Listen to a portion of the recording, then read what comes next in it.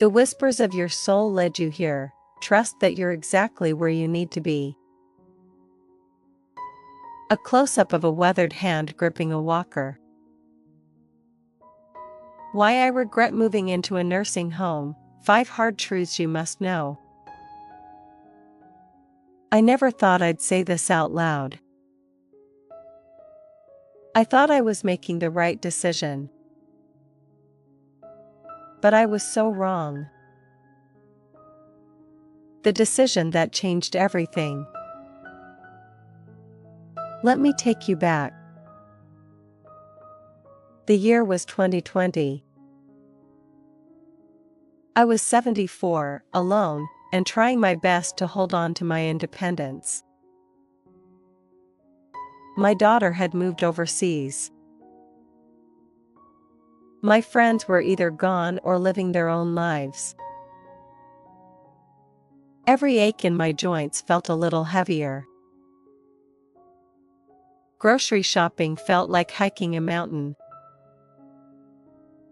So when the pamphlet landed in my mailbox, glossy, friendly, promising community, care, and comfort, I thought maybe, just maybe, this was the next chapter one needed. I signed the papers a month later.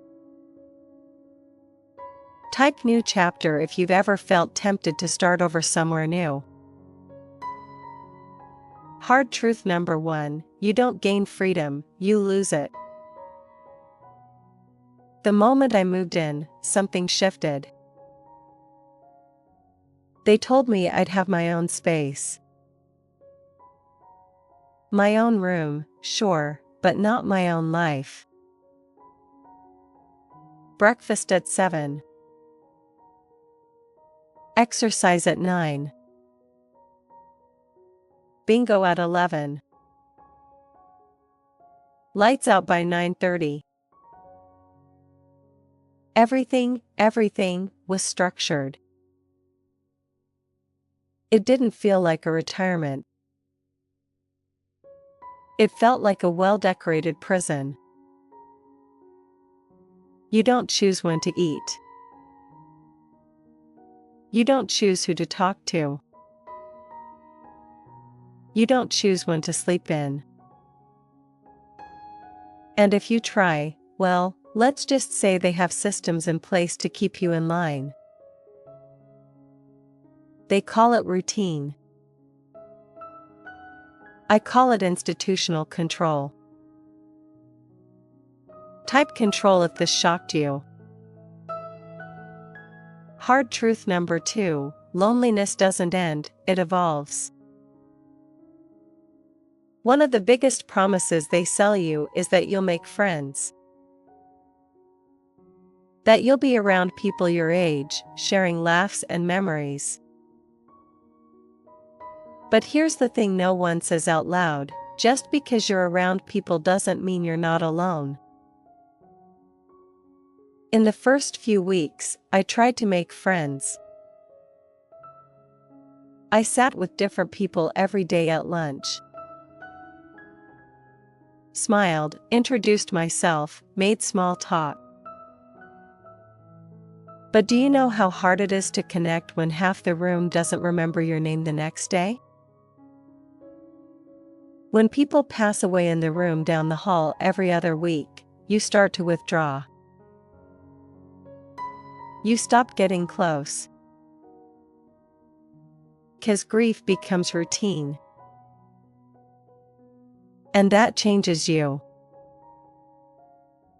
Type alone if you've ever felt isolated even in a crowd. What they don't tell you about the staff.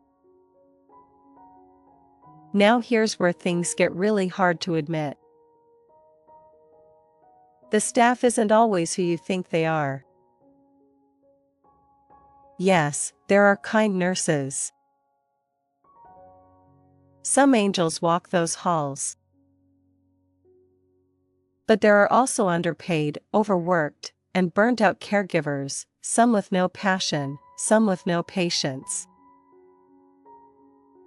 I've been ignored while calling for help for over 40 minutes. I've watched a neighbor fall in the hallway, and no one came for 15 minutes, until I screamed from my door. They mean well. But the system is broken. It's not about care. It's about capacity. Too many residents. Not enough hands. And when you're old, frail, and voiceless, you become easy to neglect. Type broken system if this truth hit hard.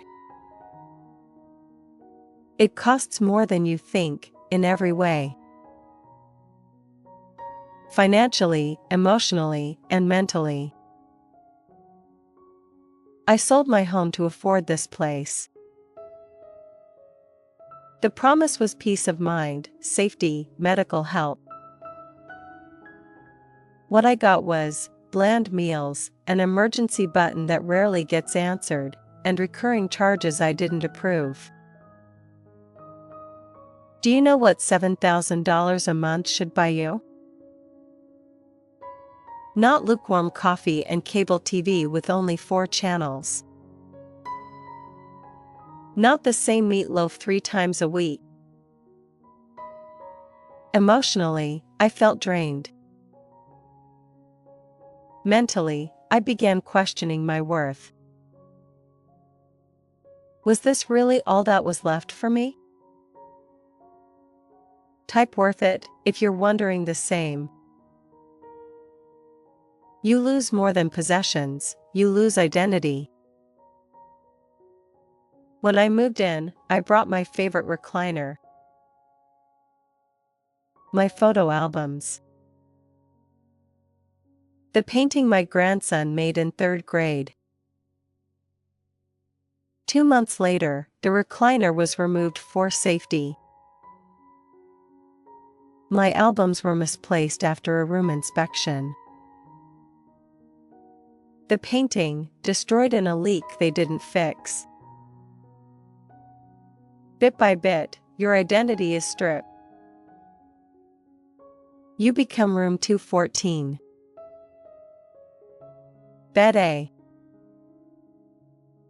Diabetic. Mild dementia. They don't see you as a person anymore. They see you as a profile. And when people stop seeing you, you start to disappear from yourself, too. Type remember me if you believe our elders deserve better.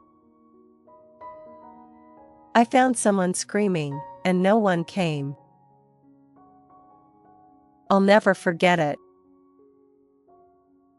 It was 2:14 a.m. I woke up to screaming. Not just loud talking, raw, terrified, pain-filled screaming. I rushed to the hall with my walker. Mrs. Levinson had fallen in her room. She was bleeding. I hit the emergency button. I screamed down the hall.